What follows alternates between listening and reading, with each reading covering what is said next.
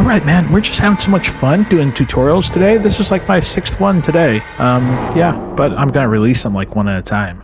I gotta milk that.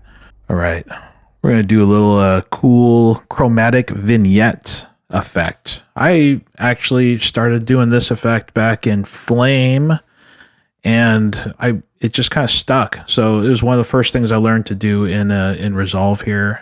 It's not as cool as the Flame one, but it kind of gives the same kind of effect. It's not nearly as impactful as in Flame. Flame had a lot more control over this effect, but let's do it. We're going to start. If you didn't notice, this is what we just finished doing. This is the 3D for 2D or 2D for 3D, something like that effect. Take a look at that. Let's go on into here and do for search adjustment clip. We're going to pop that on here. Adjustment clips are super cool. It's just like in After Effects. Same exact principle. So whatever you apply to this is going to affect everything down below it. Let's just kind of give a quick little example here. How about a box blur? There we go. So the box blur is there. It's only affecting that. Okay.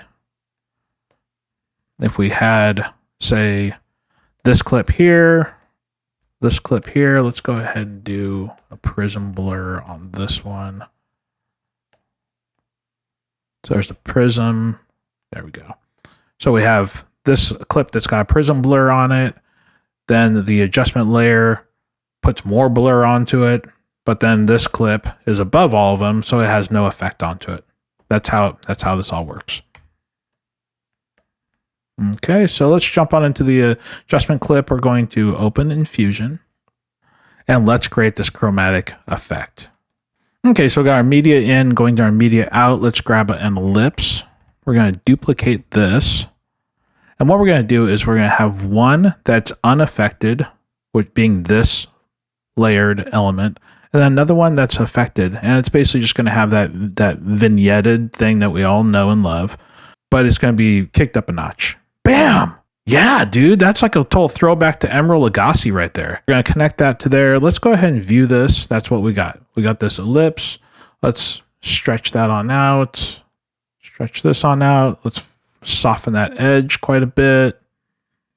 Border width. We can probably even do something like that. And then let's go ahead and just kind of give it a little tilt, just so it's not so usual. Just something a little different. Just tilt it a little bit. Okay, we're going to comp that over this. All right, so let's do a shift spacebar and bring up a lens distortion. We're going to use not this one, but that one.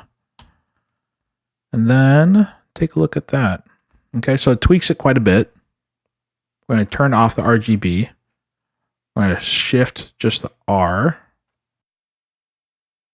So we're just going to kind of shift all these a little bit.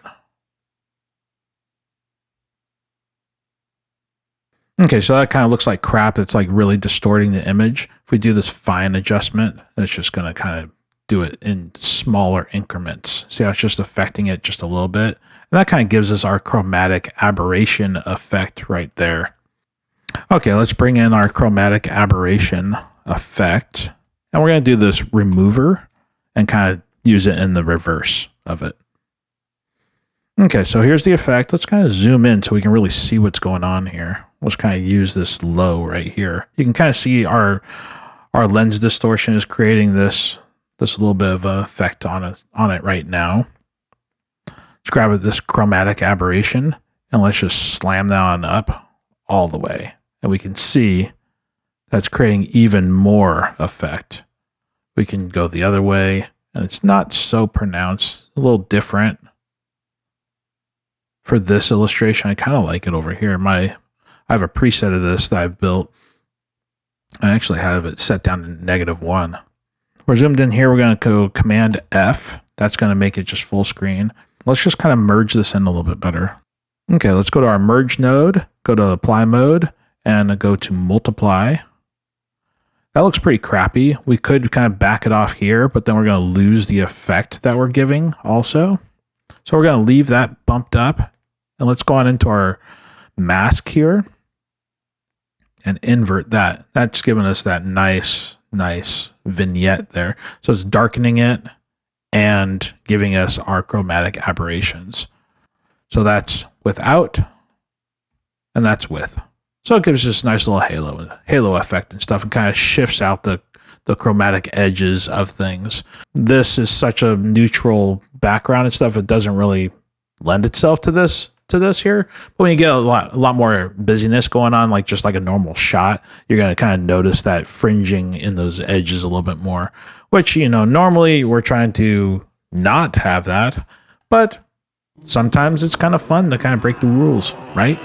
Let's break those rules. Do it.